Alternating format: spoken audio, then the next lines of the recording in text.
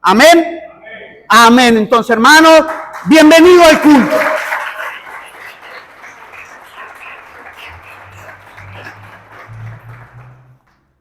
Bien, gracias por estar esta noche. Nos sentimos honrados de venir a alabar a Dios. ¿Sí? Y esta noche iba a empezar de otra forma, pero bueno, el Señor quiere que empecemos así. Y así vamos a empezar, con fuego. Amén. Traía un pasaje de la palabra de Dios esta noche que el Señor me venía hablando, pero la verdad que yo no estaba claro con el pasaje del Señor. No es que el Señor no fuera claro, todo lo contrario. El Señor siempre es claro cuando da su mensaje. Ya que el enemigo se fue, podemos cerrar la puerta al fondo. Ya está, que se vaya. No queremos que los que anden dando vueltas para afuera nos perturben acá adentro. Podemos cerrar la puerta, que no me lo estén, por favor. Gracias.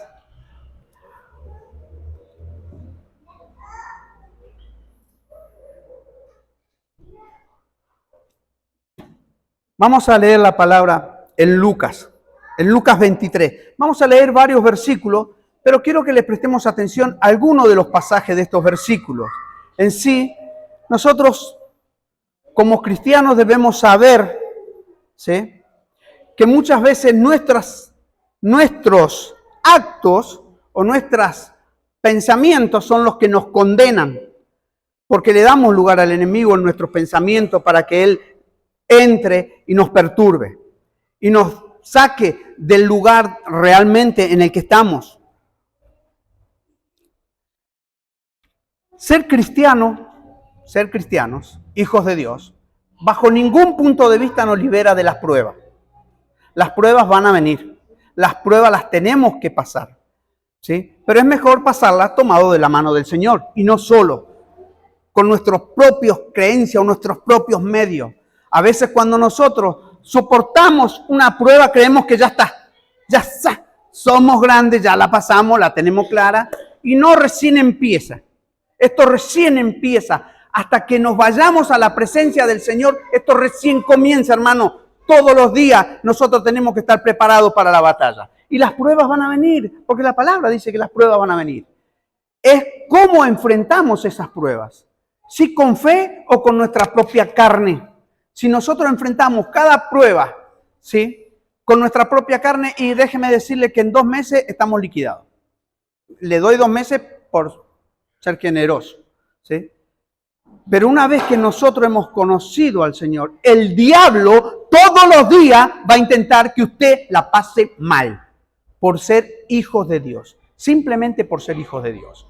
Y va a buscar todas las artimañas con todos los gobernadores, principados y todas esas sartas lo van a buscar para que usted tenga problemas todos los días. Pero es como nosotros afrontamos eso. Y lo que nosotros hacemos, nuestros hechos, nuestras propias tareas, por decirle un nombre, es lo que nos va a llevar a nosotros estar delante de la presencia de Dios, bien o mal. Y saber discernir si hacemos bien o hacemos mal. Pero que no tenga confusión. Cualquier cosa usted me levanta la mano. Yo no entendí. Pues yo un montón de veces me he quedado así medio, pero trato, aunque sea lo último, de decir, yo no entendí esta partecita, me gustaría entenderla. No nos podemos ir después de un mensaje si no entendemos la palabra. Porque estamos acá para recibir palabra de Dios, para alimentarnos. La palabra de Dios es nuestro alimento diario. Y muchas veces no leemos la Biblia ni no oramos. ¿Sí? Porque estamos cansados o porque no tenemos tiempo o porque pasan estas cosas o aquellas cosas y no lo hacemos. Y nuestro espíritu se nutre de la palabra de Dios todos los días. ¿Usted come todos los días? Bueno, a veces estamos complicados, pero comemos todos los días, ¿sí? Así como el cuerpo se alimenta de lo que es el pan de cada día, nuestra alma, nuestro espíritu se alimenta de la palabra de Dios, ¿sí? Y déjeme decirle algo. Vamos a leer un poquito para ir metiéndonos en lo que es el mensaje. Está dividido en 2 partes. Va a ser un poquito largo quizás el mensaje, o corto, depende de lo que a usted le guste, ¿sí? Quiero que pongas Lucas 23. Vamos a leer Lucas 23 desde el versículo 32 al 43. No son muchos, vaya, son cortitos. Le hago una introducción rápida para que sepa lo que está pasando antes de llegar a este versículo. Jesucristo está siendo crucificado. En estos momentos Jesucristo está siendo crucificado. Y a su derecha y a su izquierda hay dos malhechores que también están siendo crucificados. Llevaban también con él a otros dos que eran malhechores para ser muertos. Presten atención a las palabras, muertos, no se distraigan. Anda pasándolo. Y cuando llegaron al lugar llamado La Calavera, le crucificaron allí. Y a los malhechores, uno a la derecha y otro a la izquierda de Jesús. Jesús estaba en el centro. ¿Podrían haberlo puesto a Jesús en un costado y a los otros dos juntos? ¿O es que esto ya estaba designado así? Cuando usted fue elegido por Dios para ser salvo, Dios ya había planeado un tiempo y un momento y una hora. Yo necesitaba estar enfermo para conocer a Jesús. Yo necesitaba estar postrado y pesar 38 kilos y estar muerto en vida para poder conocer a Jesús. Así es como Dios eligió el plan para que yo sea salvo. ¿Sí? Cada uno tuvo un momento cuando conoció al Señor para ser salvo. Entonces, esto no es que fue a la ligera o fue a como usted le quiera poner. No, esto estaba predestinado, que un malhechor iba a estar a la izquierda y uno iba a estar a la derecha. Y Jesús decía, Padre, perdónalo, porque no saben lo que hacen. Y repartieron entre sí sus vestidos, echando suertes. Y el pueblo estaba mirando, y aún los gobernadores se burlaban de él, diciendo a otros salvó, sálvase a sí mismo, si este es el Cristo, el escogido de Dios. Muchas veces ustedes mismos le pasa a este paso. Lo que pasa es que no entendemos porque no le pedimos a Dios la sabiduría para entender. Pero muchas veces ustedes están parados delante de muchas personas y los conocen como cristianos y le dicen, este es cristiano, déjalo, no, este está complicado. ¿Sí? Porque para este mundo nosotros somos la luz, pero ellos no quieren ver la luz. ¿Sí? Se burlan de nosotros porque creemos en el que es Rey soberano. Los soldados también se escarnecían acercándose y pasándole vinagre, presentándole vinagre.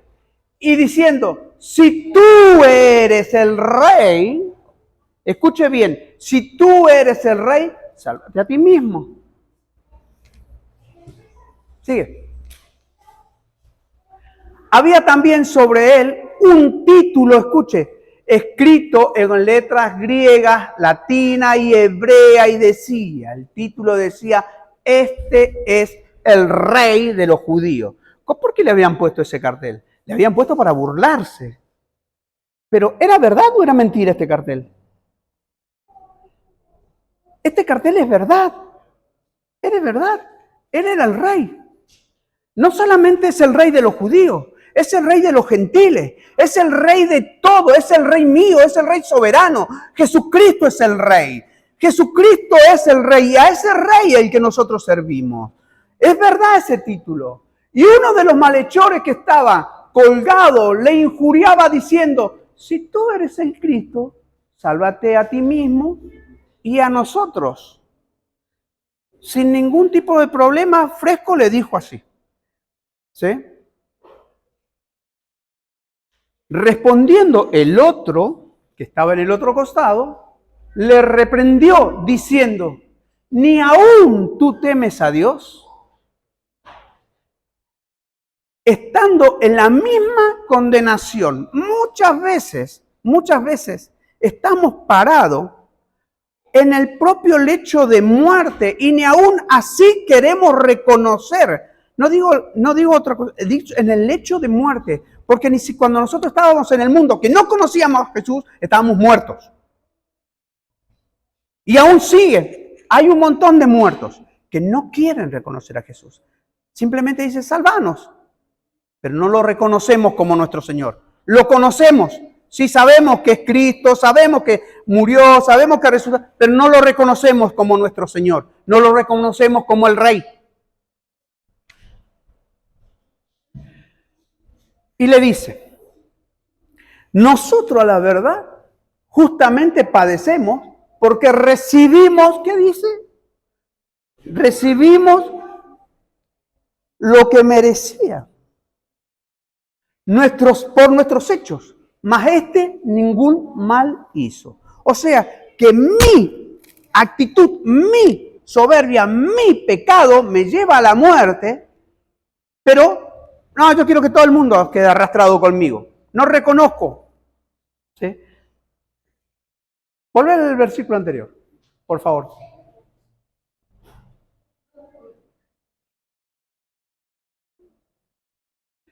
Nosotros, a la verdad, justamente padecemos, porque recibimos lo que merecieron nuestros hechos.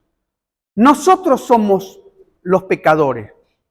Nosotros somos los que hemos hecho el mal. Nosotros con nuestra actitud, con nuestras palabras, con nuestros hechos, condenamos. Muchas veces condenamos inclusive a los que nos rodean, sin darnos cuenta, con nuestras actitudes. Mas ningún mal hizo.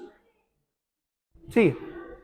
Y dijo a Jesús, esto es muy importante, y dijo a Jesús, acuérdate de mí cuando vengas en tu reino. Acuérdate de mí cuando vengas en tu reino. Estaba por morirse, eran sus últimos minutos de vida. Sus últimos minutos de vida. ¿Cuántas veces nosotros hemos pasado por al lado de una persona? ¿O cuántas veces antes de conocer a Jesús nos han dicho Jesús, Jesús, Jesús? Y no estábamos en nuestro lecho de muerte y seguíamos tranquilos. Muchas de esas personas están hoy afuera y están esperando esto. ¿Sí? Acuérdate de mí cuando vengas en tu reino. Pero es más maravillosa la respuesta. Entonces Jesús le dijo, de cierto te digo que hoy estarás conmigo en el paraíso. Qué tremenda confesión de fe, qué tremenda confesión de fe cuando le dice, acuérdate de mí. Recuerde que lo conoció estando crucificado a minutos de morirse. ¿Lo podría haber salvado Dios de la cruz? Sí, o no, o no. Lo podría haber bajado, Dios podría haber cubierto a todos y haber dicho, este se muere y el otro no se muere. Y lo podría haber bajado de ahí por la sola razón de haber sido el que confesó con su boca que Jesús era el Rey. Y le dijo, cuando vengas con tu reino, ¿lo podría haber salvado Dios? Sí, pero es tanta la fe y tan grande el momento para que todos los que estuvieran viendo dijeran, este es el momento de la salvación. Cuando vengas con tu reino, acuérdate de mí cuando vengas con tu reino.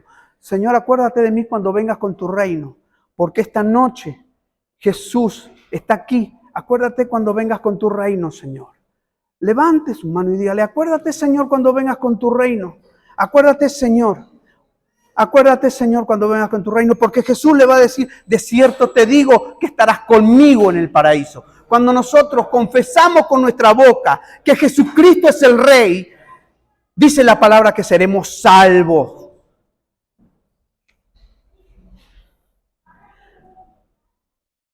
Claro, pero ahí está el momento oportuno de la fe. Y en esto me voy a detener.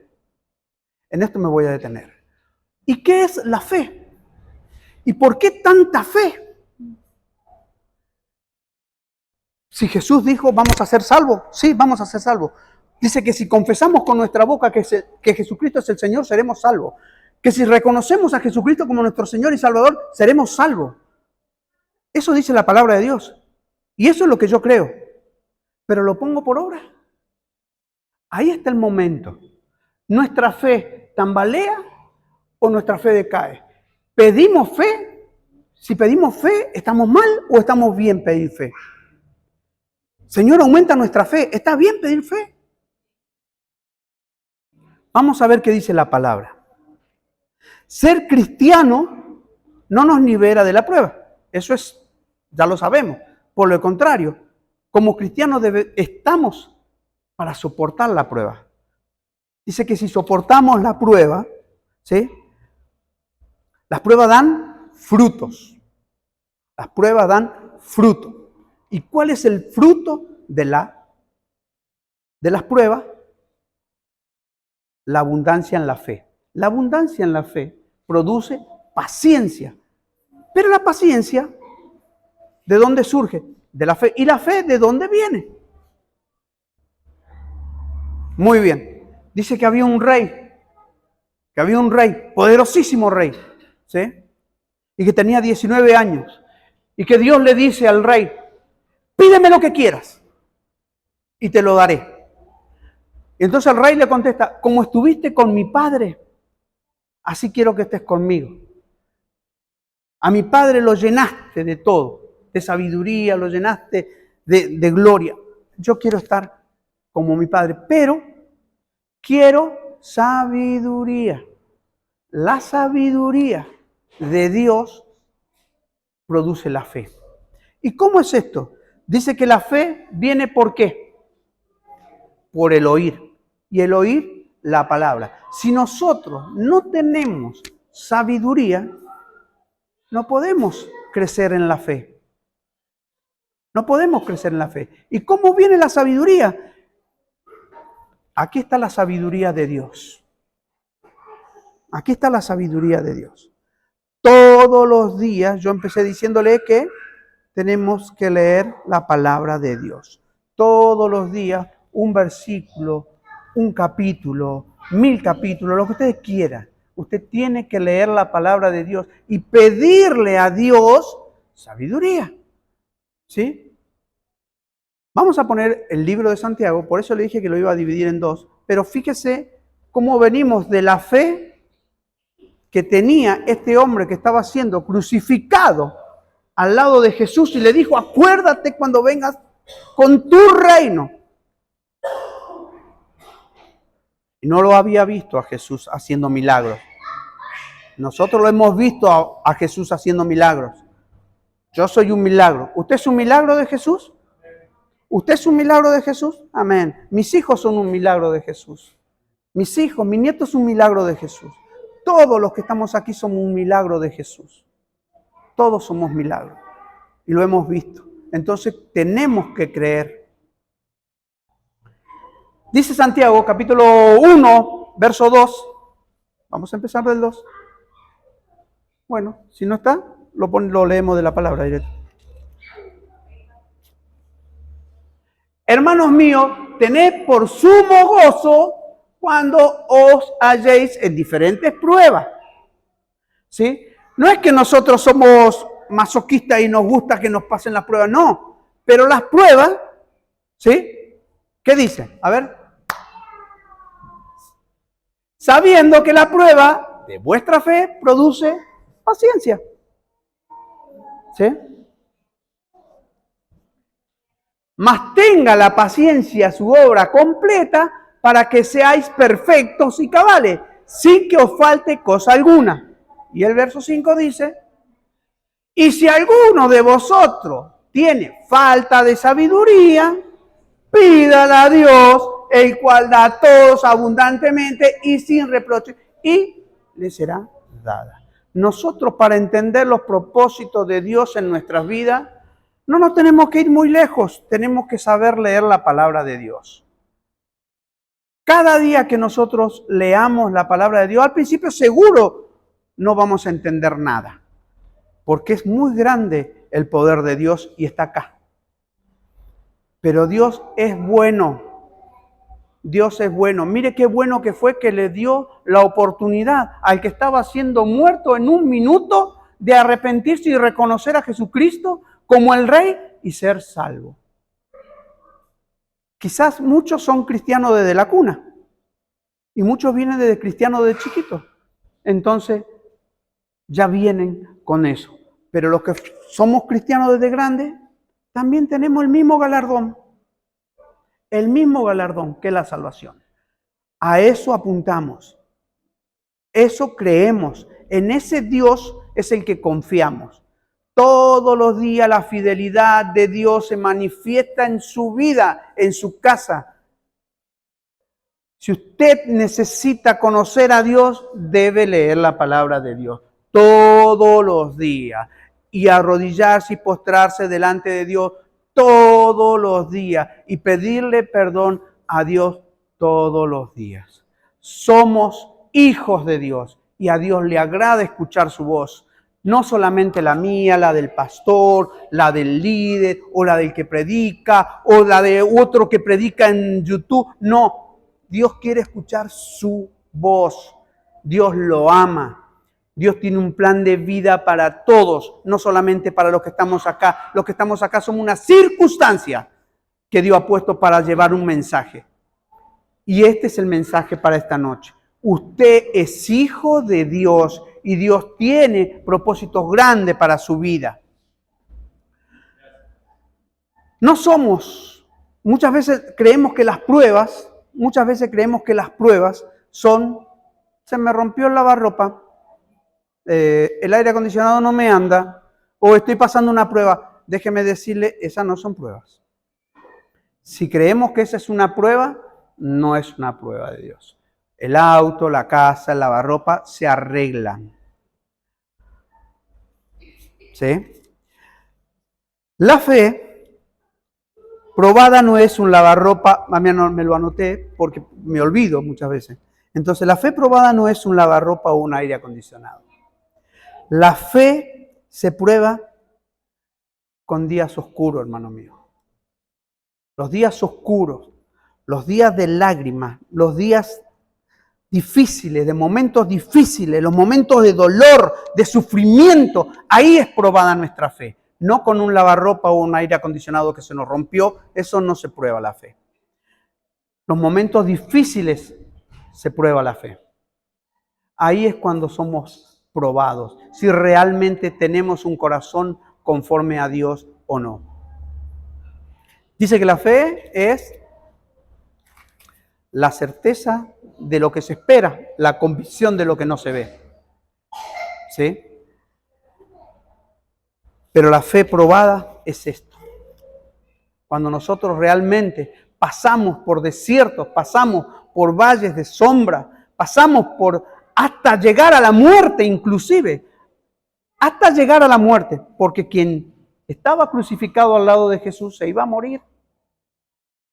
Pero le dijo, acuérdate de mí cuando vengas con tu reino. No le dijo, bájame de acá que yo me quiero salvar, que yo quiero seguir viviendo. Sí quiero seguir viviendo, pero quiero que se cumpla el propósito de Dios en mi vida. Y si ese propósito de Dios es que tengamos que partir, bueno, bienvenido. Porque quiero irme en el reino del cielo. Le pedimos muchas veces a Dios que nos salve de una enfermedad, pero si dicen que la mejor vida está del otro lado. Al mismo Dios que le pedimos, lo queremos ir a ver. Las pruebas dan fruto y los frutos es la paciencia. Y la paciencia es simplemente la capacidad de resistir. Eso es paciencia. La paciencia es la capacidad de resistir. Saber que al final de cada una de las pruebas vienen los frutos. Y los frutos son abundantes de parte de Dios. No son frutos que hoy comienzan y mañana terminan. Los frutos de Dios son para siempre. Para toda la eternidad. Pídale a Dios que le dé sabiduría. Cuando venga una prueba, Dios sabe qué hacer. Nosotros no. Dios está en control de nuestra vida permanente si creemos que Dios tiene el control. Si creemos es porque tenemos fe. No pidamos fe. No pidamos fe. Pedir fe, dice que los discípulos se le reunieron a Jesús y le dijeron, Señor, aumenta nuestra fe. Dice, si ustedes tuvieran fe, ¿qué dice la palabra? Como un grano de mostaza, le diríamos a este monte, trasládate. O sea, no pidamos fe, Pidamos sabiduría para entender los propósitos de Dios. Y ahí va a crecer todos los días nuestra fe, hasta que podamos decir al monte, trasládate. ¿Por qué? Porque estamos en la plena voluntad de Dios.